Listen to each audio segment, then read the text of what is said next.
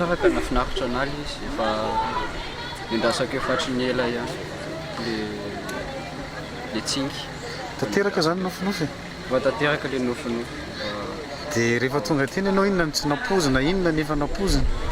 ny tsy napoziko teny a hoe tsara be ohatr'ireny le paysage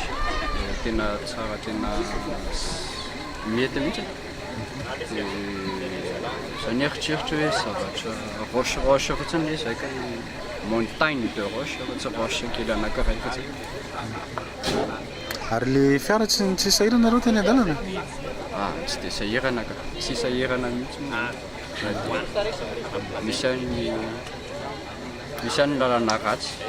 sy normal ihany zany tena tsara le izy tsara afaka maka sary tsara nareo afaka mbola afaka amin'ny geste fa zay ny problème anareo mbola afaka amin'ny geste hoe zay mbola taty amin'tsingy mbola naharitra satria mbola tsara Madagasikara aminareo inona ny mahatonga ny tanora zany tsy dia frisika andeha loatra amin'ny toerana loatra andeha fahitanareo gamba ny lalana ratsy dia ny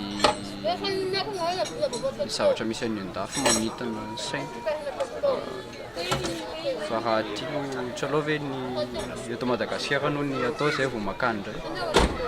ary ianao mitondra hevitra amin'izay tsy aloha hoe fitana aloha ny eto Madagasikara dia zay vao mitetina any ivelany eto ny tanindrazana